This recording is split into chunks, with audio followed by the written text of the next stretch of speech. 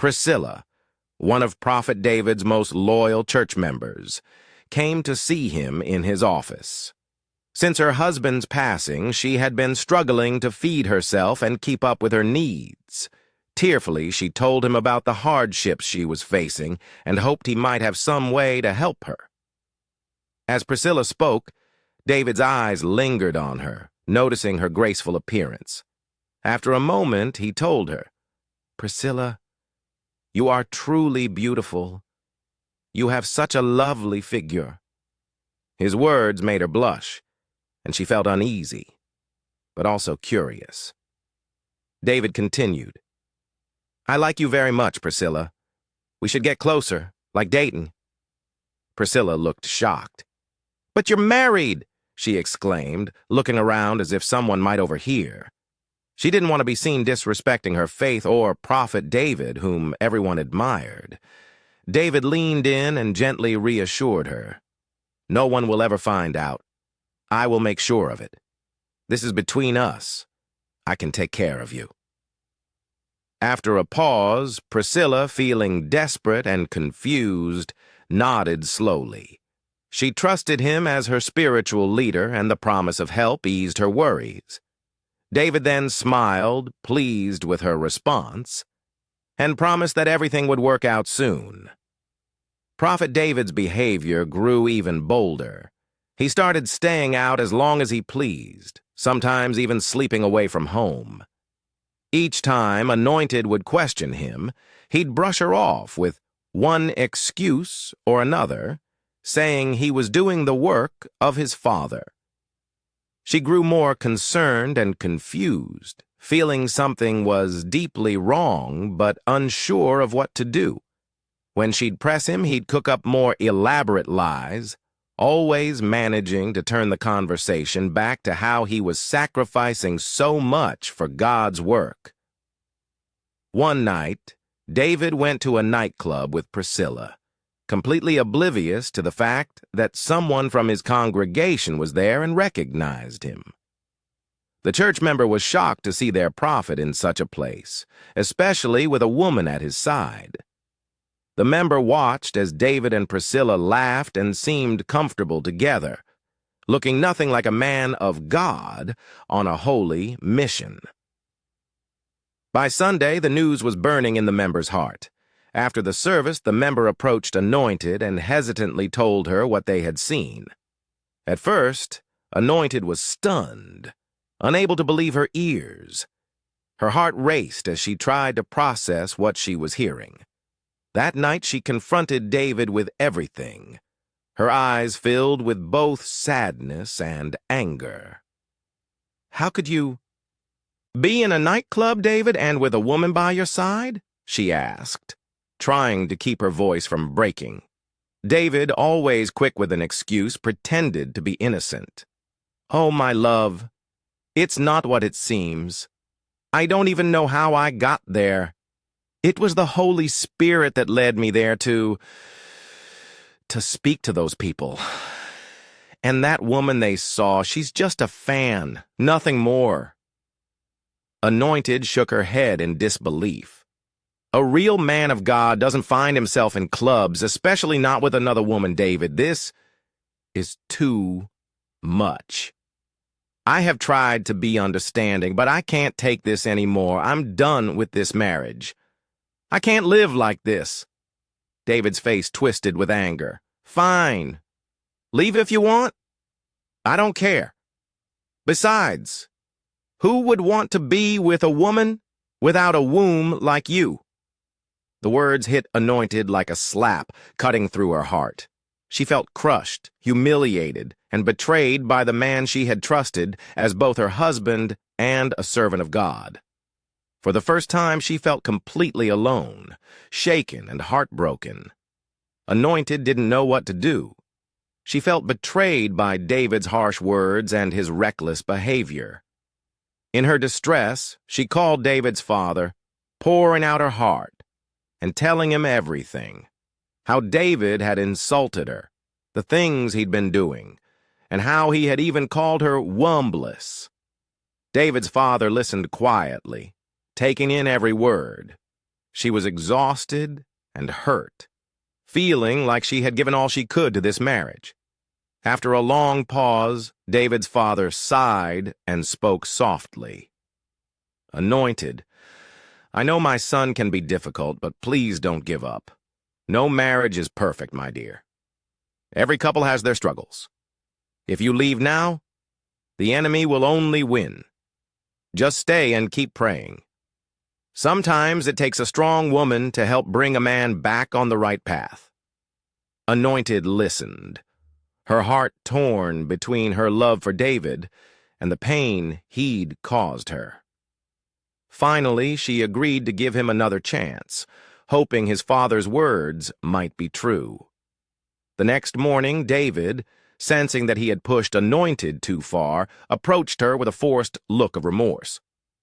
"Anointed, I'm sorry. I was drunk. I didn't mean any of those things I said." Anointed looked at him, her face a mix of anger and disbelief. "David, just listen to yourself. A man of God, drunk? This isn't right. How can I keep trusting you when you're not the same man I thought I married?" David took her hands and looked into her eyes, trying to seem sincere. "I know I've made mistakes, but please, just give me one more chance. I'll change, I promise. Just keep praying for me and for us. I need your strength." Anointed's heart softened a little, though she was still filled with doubts. "I've prayed for you, David, every day since we got married. I want to believe you, but you have to show me. Not just say it." David nodded, sensing that she was giving him one last chance. David sat in his office, feeling uneasy as Priscilla entered. She looked at him, her eyes filled with a mix of frustration and determination. "David, we need to talk," she began, crossing her arms. "I'm tired of this arrangement. I want to know where this relationship is really going. You're treating me like a side chick, and I want more than that. I want to be your second wife." David stared at her, caught off guard by her boldness. "Priscilla, are you serious? How can you even think that? I'm a man of God. What would people say if they found out I had 2 wives? Besides, I love you. But isn't it enough that I give you money, a luxurious lifestyle, everything you could ask for?" But Priscilla didn't back down. "No, David, that's not enough," she said firmly. "If you really love me, stop using protection when we're together. Show me that this isn't just some temporary fling." David was silent for a moment, realizing how serious she was. Reluctantly, he agreed, thinking he could handle the situation. A month passed, and one afternoon Priscilla came to his office again. But this time her face was filled with a different kind of intensity. She looked at David, then took a deep breath. "David, I'm pregnant." David felt a cold shiver run down his spine. "What? Are you sure?"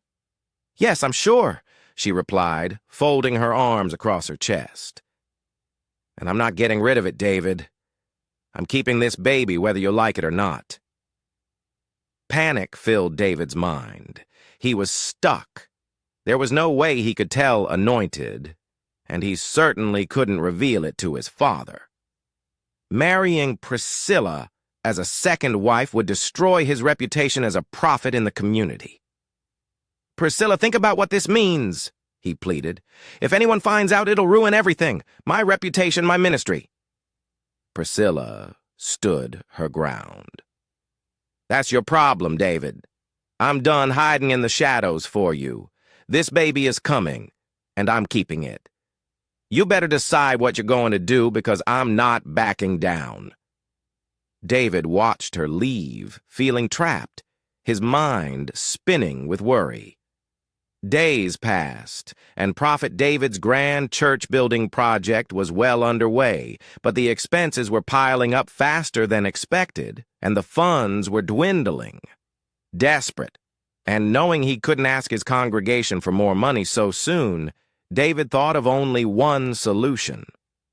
That evening, he locked himself in his office and called on the Great One. The old, mysterious figure appeared before him, his dark presence filling the room. David bowed, showing respect. "Great One, the project is nearly out of money. I need your help," he said, his voice tense with urgency. The Great One studied David with a cold, calculating gaze. "There is a price, David. Always a price to complete this temple. I need a sacrifice," he said, his tone firm. David felt a familiar chill, but he nodded. "What do you need this time?" he asked, already mentally prepared for whatever the Great One would demand. The old man's voice was calm and chilling. "I need Priscilla's pregnancy." For a moment, David hesitated, but then he thought of the massive church he'd envisioned, the place that would make him greater than any other prophet. Priscilla's pregnancy wasn't part of his plan anyway. She'd never be his wife, and this child would only bring complications. Without a second thought, he agreed. "Yes, Great One, take it." The Great One nodded as he disappeared into the darkness. Later that day, David's phone rang. It was Priscilla, and the sound of her crying came through immediately. "David, I lost the baby," she sobbed, barely able to get the words out. David forced a tone of concern into his voice. "Oh no, Priscilla. I'm so sorry. Are you all right?" he asked, pretending to care. He offered her comforting words, even prayed with her over the phone, asking for God's peace in her life. Once the call ended, David let out a sigh of relief. One less problem to deal with, he thought. But just as he placed his phone down, Anointed walked into the room. "Who are you talking to?" she asked, looking at him with suspicion.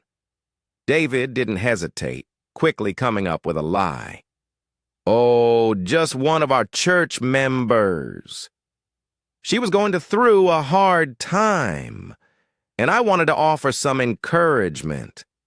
Anointed seemed to accept his answer, though she looked at him with a mixture of confusion and doubt. "You have been getting so many calls lately," she said quietly, studying his face. David flashed her a reassuring smile. "It's all part of the work, my dear. The congregation needs their prophet's support," he replied smoothly. But as he turned away, a tiny flicker of guilt crept into his heart, a reminder of how far he'd gone and the secrets he now kept from his own wife. Still, he brushed it off, reassuring himself that all of this was for the greater good, or at least for his vision of greatness. Rumors were starting to swirl around the church. Whispers of Prophet David and Priscilla's relationship filled the hallways and crept into every conversation. Members speculated, behind closed doors, wondering how close the two had become.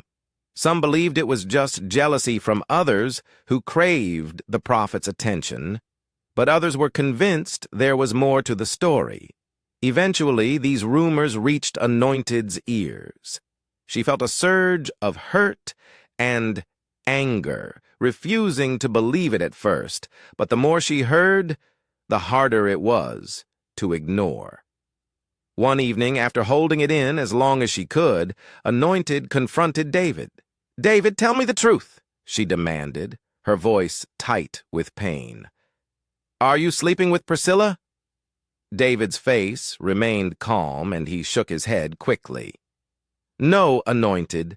You know me better than that. I am a man of God. I would never do something like that."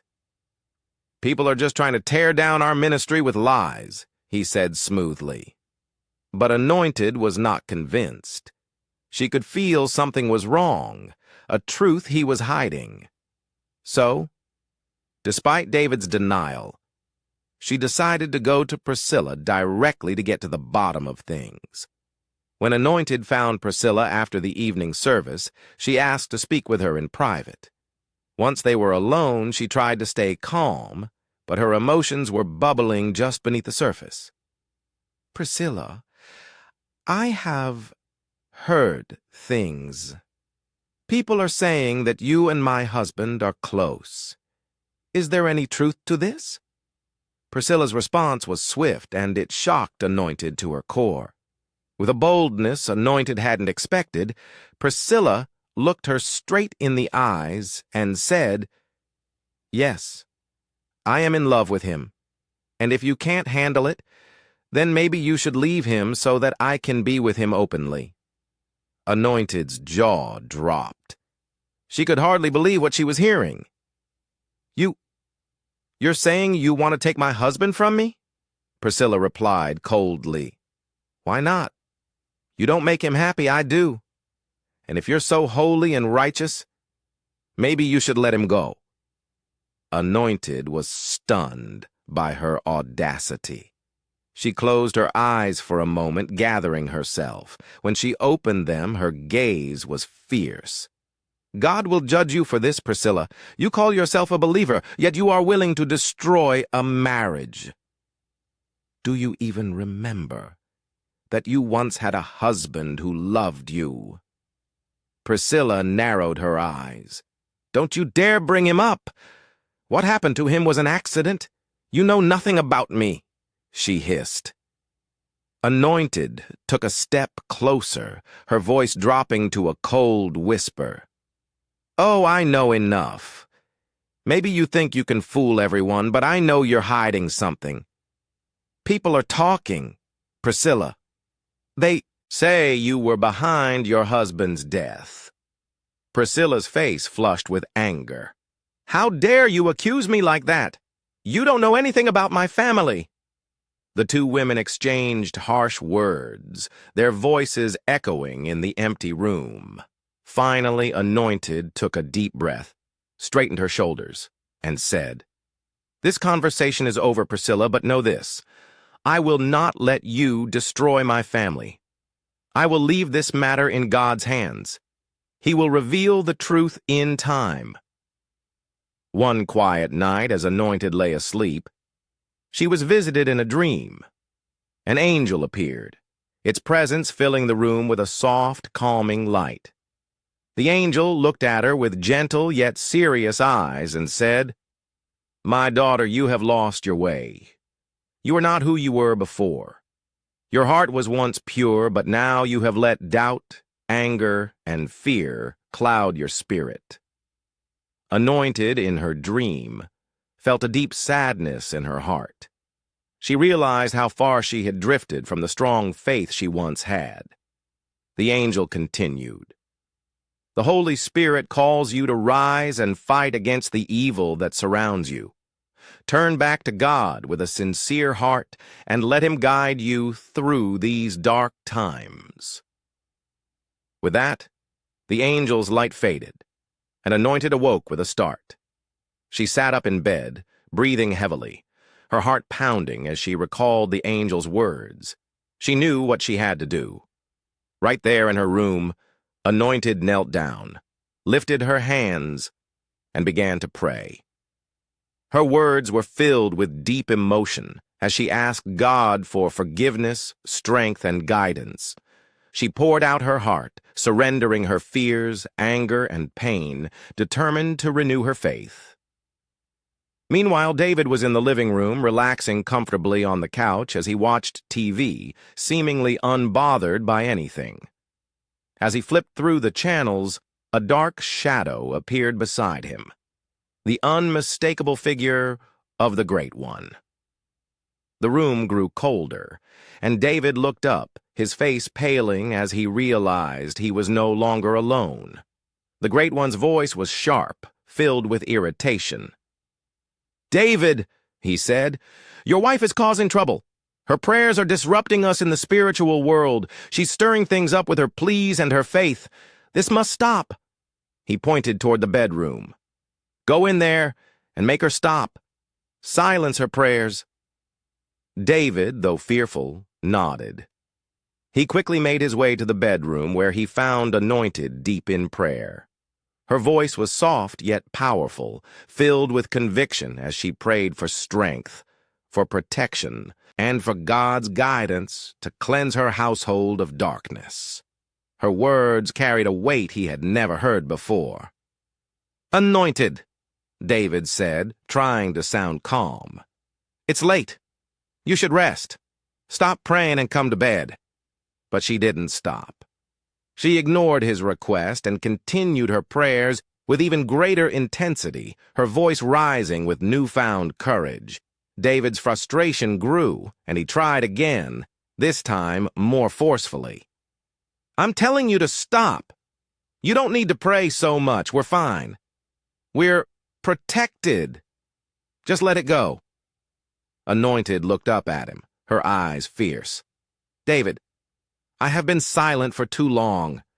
I have ignored too many things that didn't feel right, but now I know I cannot stay silent. I need God's protection, and I need to stand up for what is right.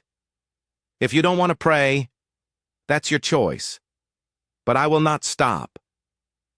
David backed away, feeling an unease in his heart as he left the room.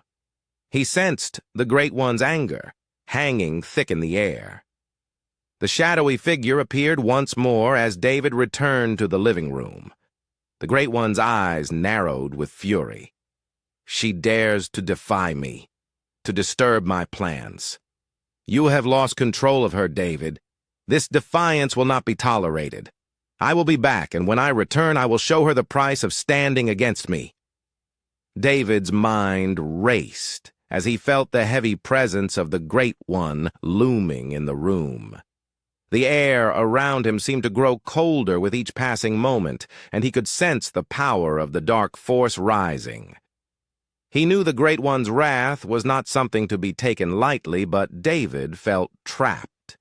He had already gone too far down this dark path, and he feared what might happen next if he didn't comply.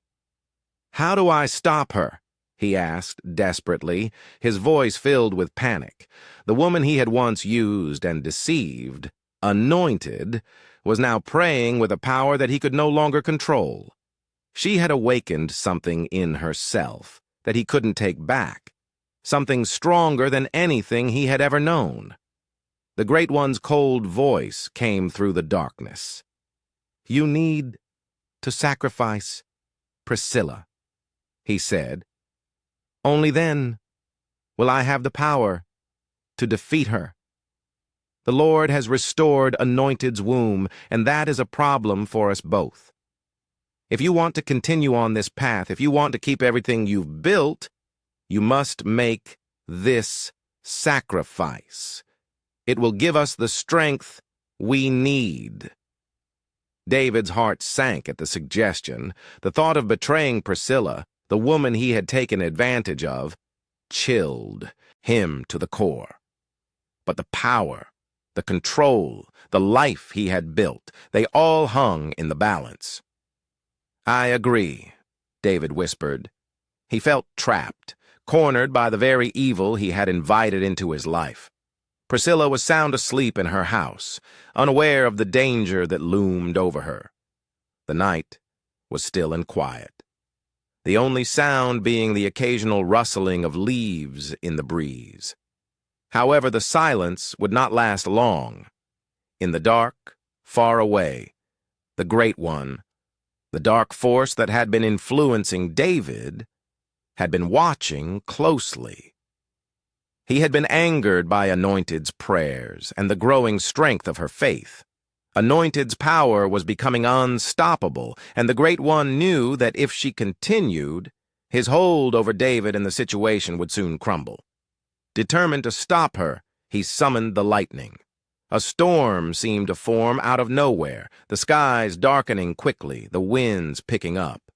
Without hesitation, the Great One sent a massive bolt of lightning toward Priscilla's house.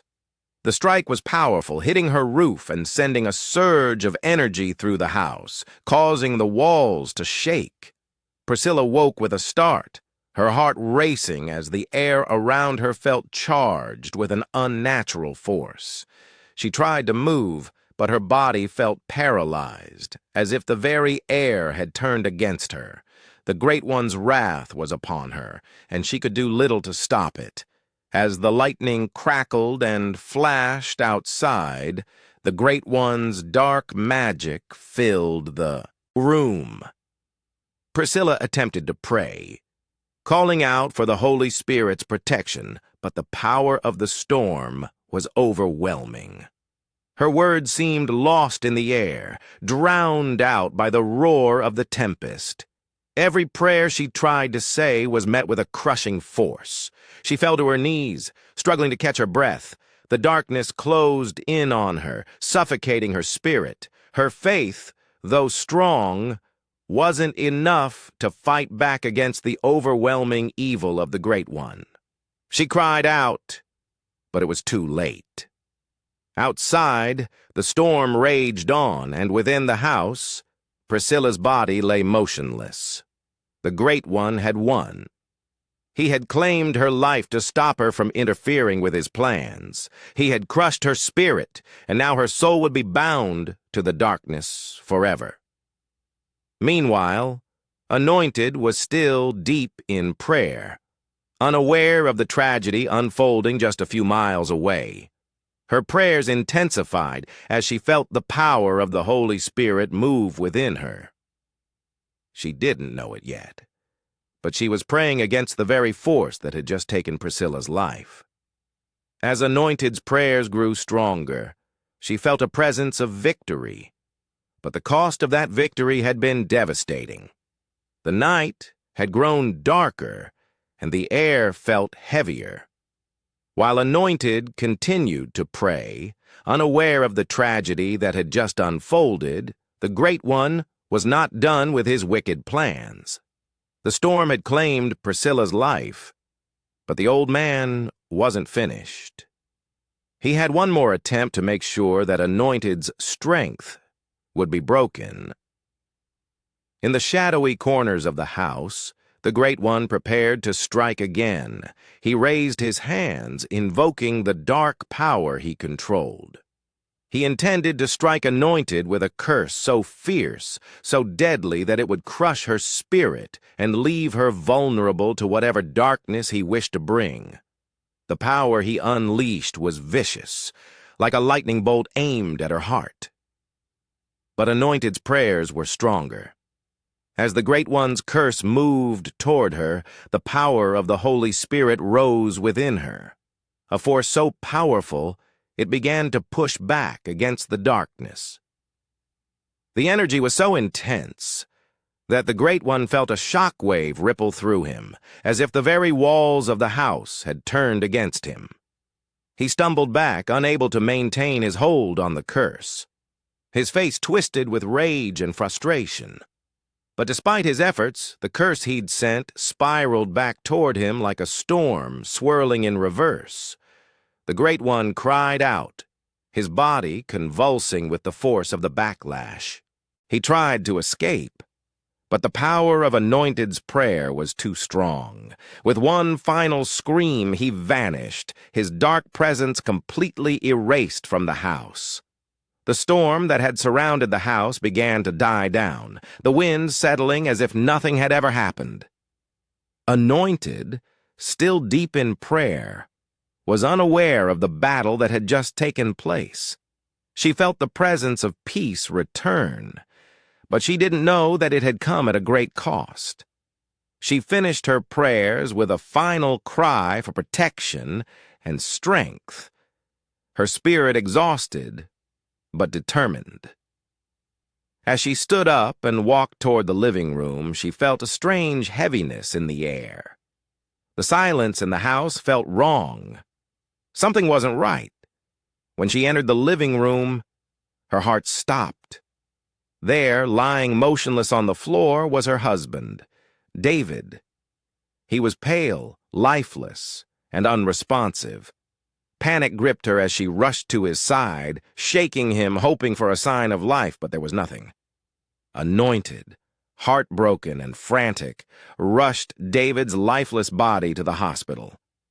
She prayed silently, hoping for a miracle as she sped through the streets, her hands gripping the wheel tightly.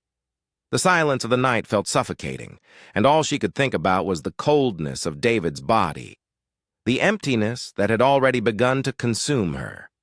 At the hospital, the doctors worked quickly, trying to stabilize David. Then, after what seemed like an eternity, David's eyes fluttered open. He looked around, confused, as if he didn't understand where he was. Anointed's breath caught in her throat as she whispered his name, her voice trembling. "David, you're alive." David turned his head slowly toward her, his eyes glazed with regret and pain. His lips parted, but he didn't speak right away. For a moment, it was as if he was gathering the courage to face the truth of what he had done.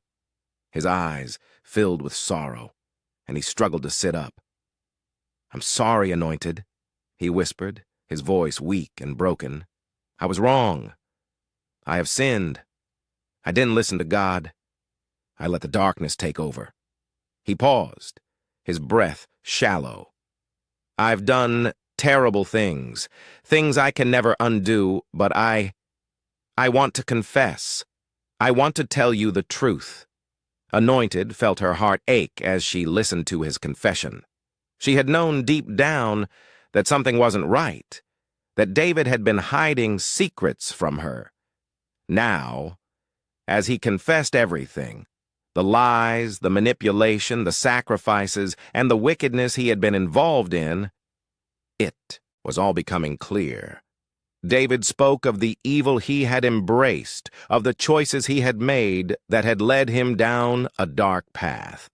He admitted to the crimes he had committed, the people he had hurt, and the way he had betrayed both her and God. Tears filled his eyes as he continued, his voice barely a whisper. "I was so lost, but now I know the truth. I know the evil I've done." Anointed could barely hold back her tears as she listened. She had loved him, and despite everything, a part of her still wanted to believe in him.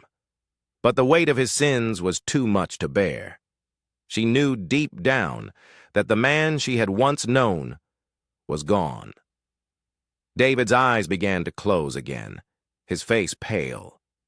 He took one last shaky breath before his eyes fluttered shut for the final time. His body went still, and Anointed felt the world around her collapse. Her heart shattered as she realized that David was truly gone. The doctors rushed to his side, but it was too late. David had passed away, leaving behind a trail of regret, sorrow, and brokenness. Anointed sat there, numb, as the reality of his death settled in. As the doctors confirmed his passing, Anointed collapsed beside him, her heart breaking as she whispered, "Why, David? Why did it have to end like this?" In the midst of the pain, David's father arrived at the hospital.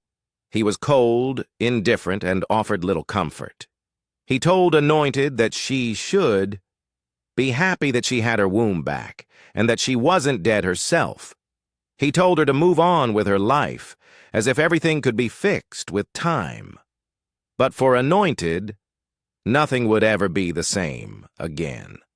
She had lost the man she once loved, the man she had believed in, and she was left to pick up the pieces of her shattered life. As she sat in the hospital room, looking at David's lifeless body, Anointed realized that she would need to find the strength to move forward. She would have to rebuild her life, step by step, and lean on her faith more than ever before. Though her heart was broken, she knew that her journey wasn't over. She had a future to reclaim, and she would rise from the ashes of her pain.